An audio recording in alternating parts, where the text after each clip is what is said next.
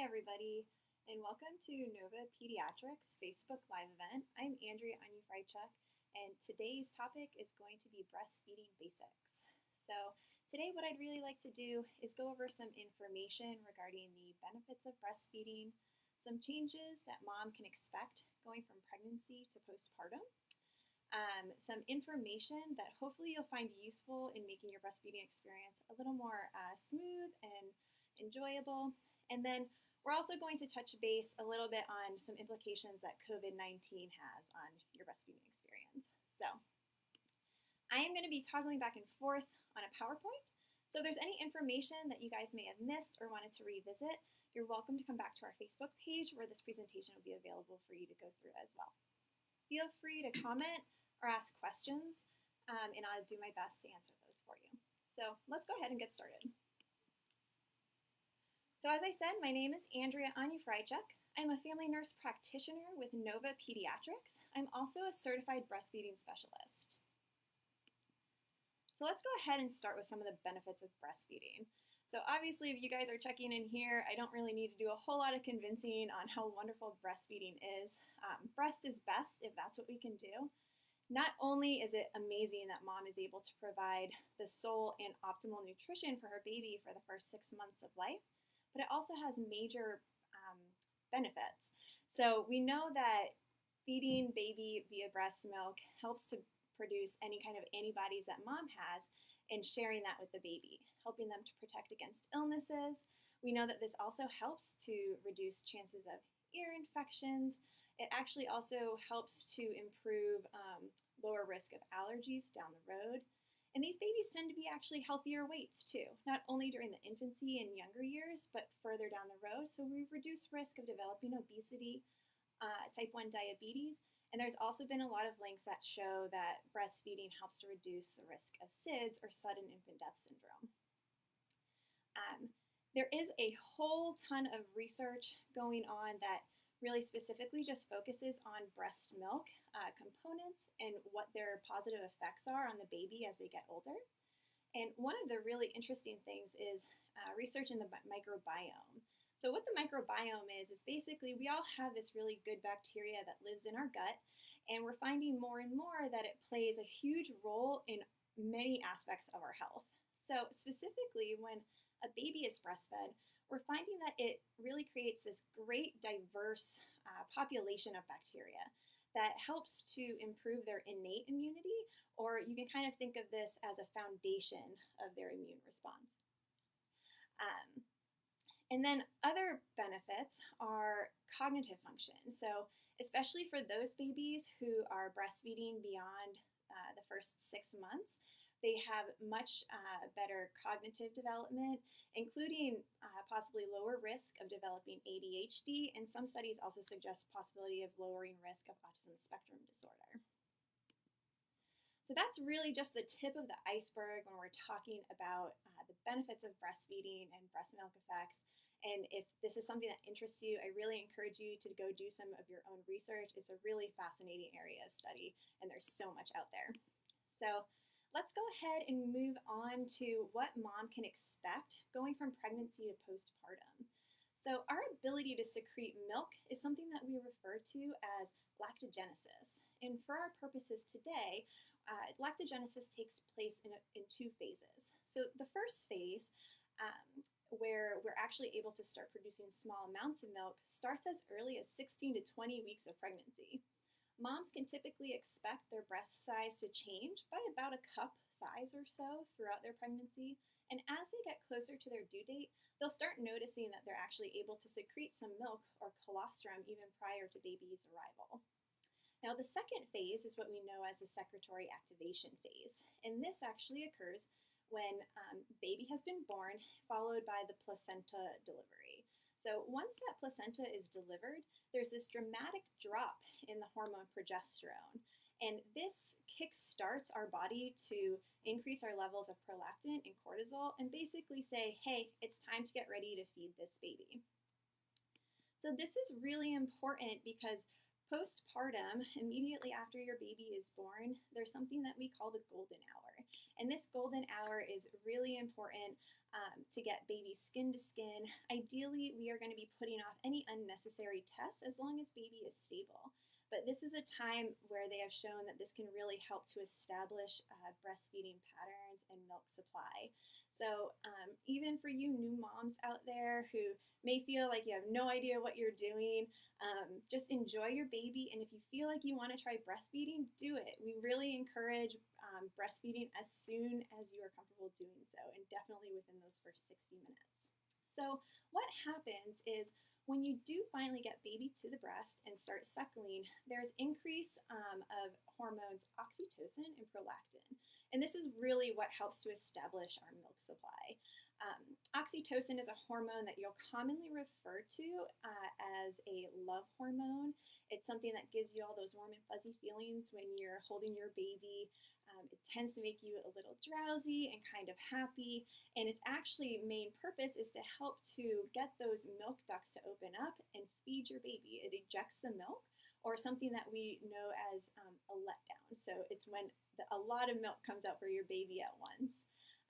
The other thing that suckling also helps to trigger is the increase in prolactin. So prolactin is really important because this is actually what triggers your brain to say, okay, we got to make more milk.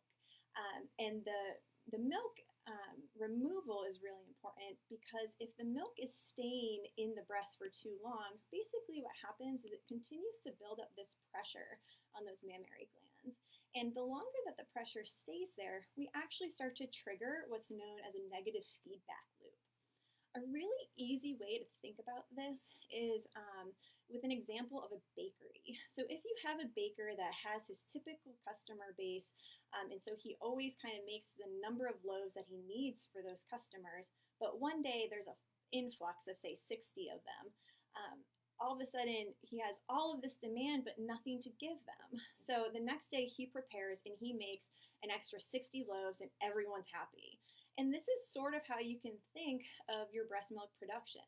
The more that baby is demanding, the more your supply is going to increase. Your supply will fluctuate as the baby grows to exactly what their nutritional needs are. And so this is really important for moms to be aware of, especially in those couple weeks postpartum when we're trying to get into a good establishment of our breast milk supply and a good pattern for feeding, because what this equals is that mom needs to be either stimulating at the breast with baby or pumping at a minimum of 8 times per day. And this typically goes to be about every 2 to 3 hours. And we do get a lot of questions regarding moms who are concerned that their baby's not getting enough because they just seem to be feeding all the time. And there are going to be times where baby seems like they're feeding every hour and you're exhausted. But this is actually all really good things because it's going to help to increase your milk production. We do know that some things can inhibit or help milk production. Major things that can decrease it are stress, anxiety, smoking, alcohol use. All of these things can really impact how much milk you're able to make.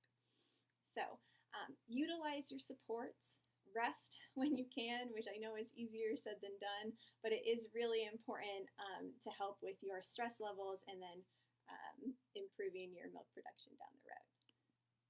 Okay. So now that we have a little bit of background about what is actually going on in your body, let's try to talk about a few tips that might be helpful for you and hopefully make your breastfeeding experience go a little more smoothly. So one thing that I do like to bring up is that crying is actually a very late sign of hunger. As you start to get to know your baby, you want to be really paying attention to some of their more subtle signs of hunger cues and get them on the breast at that point. If a baby is already to a point where they're really mad and really hangry, it's going to be very difficult to get them to get onto the breast, which typically will take about 60 to 100 sucks in order to stimulate that milk down or milk ejection. So what you want to be looking for is if you know, first of all, that it's been a while since your baby has eaten, say you're approaching that 2-hour mark and they're starting to stir. If you notice that if you touch their cheek and they start rooting a little bit, they're bringing their hands up to their face at all, those are signs that you really want to get ready to get them on the breast. And some things that you can do to kind of help with that initial latch and everything is actually using warm compresses. So I encourage moms to use warm washcloths. You can just run it under the sink with some hot warm water, put them on your breast, and then do some good massage. The idea behind this is that we're dilating these milk ducts and getting them ready for that oxytocin to kick in that milk ejection and allow baby to get that good satisfying milk. The other thing that I encourage all moms to do is actually learn how to effectively hand express. And the good thing with hand expression is you're able to reduce the time that it takes for baby to get that letdown going. And it also is really helpful when down the road, say you are away from your baby for a little bit and oh my gosh, you've forgotten your pump. Well, you have this skill and ability to do it. And hand expression can actually be pretty efficient when done correctly. I've gone ahead and linked a YouTube video. This video is a little older, but it is really, really good at showing the proper way to hand express. So this is definitely just a really good tool for you guys to have in your back pocket. Okay, so now that you're prepared to breastfeed, what we want to move on to is ways that can kind of help to get your baby latching on if we're having a little bit of difficulty. So going back to that hand expression, it's a really good thing to express a little bit of milk on the nipple so that baby gets that smell. They know that food is right around the corner and it's just a matter of getting it in their belly. So what I like to have moms do, and this is a really great depiction of how to go about doing this, is take the nipple and starting at the nose and drag it down over the lips, kind of encouraging that lower lip to open as wide as possible. At that point, you want to bring the baby, once they have a nice wide mouth, bring the baby to the breast, and ideally your nipple is going to be focusing towards the back and the roof of their mouth. Now, the other important thing to note here is where your hand placement is. So ideally, you don't want to have the hand on the back of the head. And the reason for this is if you imagine somebody forcing you to go take a drink of something and their hand is on the back of your head, your automatic reaction is to pull away, no, what's going on here? And your baby's going to have that same reaction. So instead, what we want to do is have our hand primarily on their back and upper shoulder with your hand kind of cradling the back of the neck so that you're supporting the head but allowing for them to be able to move it. This also is really good, especially for maybe bigger breasted women who have a lot of tissue there, and sometimes the baby's nose sort of gets stuck in there, and this allows them to readjust so that they can keep their airway open. All right, so that's just a little something. Hopefully that helps you in your breastfeeding experience. Now we're going to go ahead and move on to something that I think tends to get overlooked a lot, and it's just so important, and that is the role of our breastfeeding partners. So we know actually based on research that breastfeeding partners determine how long mom breastfeeds for, but oftentimes partners don't really know what to do. The newborn time period is really stressful, and mom has so much time with baby at the breast, and mom might be stressed out, and the partner sort of stands there and really doesn't know what to do to help mom out.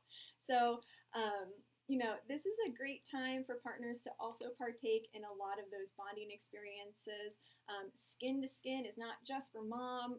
Partners, get in on that as well. They are snuggles. They don't last forever. Enjoy them. And really, it's best if we can give partners some specific tasks to do, which is what I'm going to go ahead and go over right now.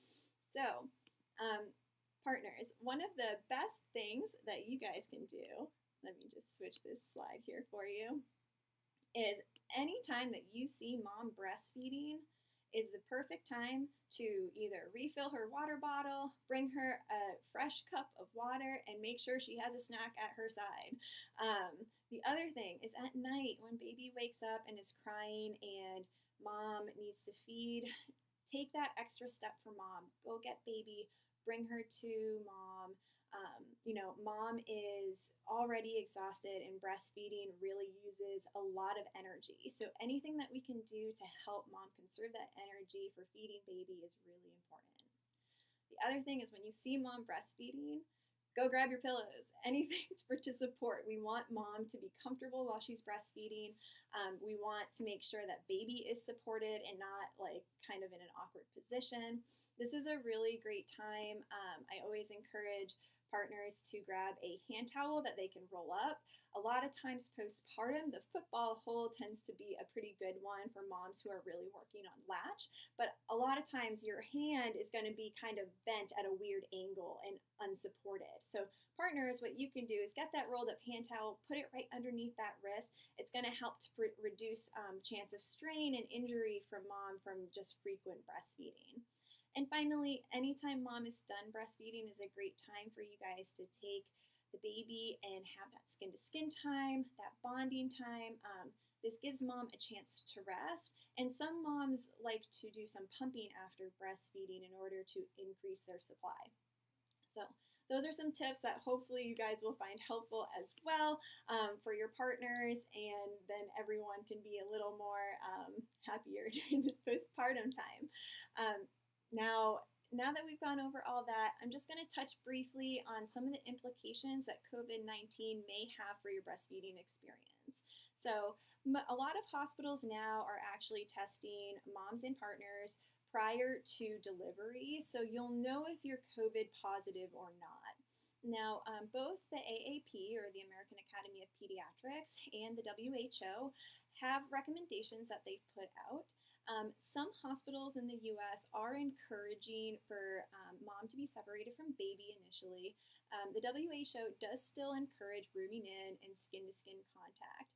Now, that being said, it is very important to stress that even with this contact, breastfeeding is still appropriate. We just want to make sure we're taking some extra precautions. So hand washing before handling baby, hand washing after handling baby. If we're having any kind of symptoms, we want to make sure that we're wearing a mask to protect baby from those droplets that could be there.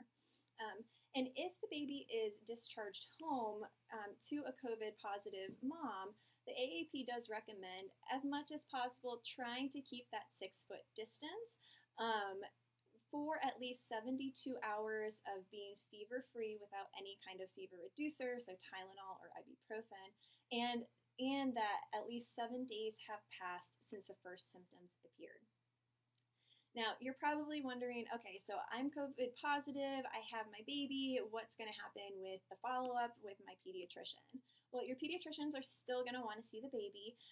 The visits might look a little bit different, and you may have a combination of in-person as well as virtual visits. Likely we'll want to follow this baby a little more closely, and that may just mean being in contact with you more frequently, at least online. The other thing is that if you guys are struggling with breastfeeding, please don't hesitate to reach out. If you're nervous about going in somewhere, that's okay. A lot of these visits can also be done online. So I encourage you to, ask your providers about virtual lactation visits. There's lots of local breastfeeding organizations and hospitals that offer breastfeeding support groups. Typically, these support groups will meet once or twice a week, and it's usually just all postpartum moms who get together, and they kind of go over what's going well, what's not going so well. I encourage all moms to reach out to this. Most of these have now been moved online, so they're still available, but it's really a great source of support, especially during this isolating time, and it's going to make you feel a lot less alone. And you'll often pick up some pretty good tips. So that's basically what I have for you today. Please let me know if you guys have any kind of questions or anything. I really hope that you enjoyed this presentation, and thank you so much for checking in.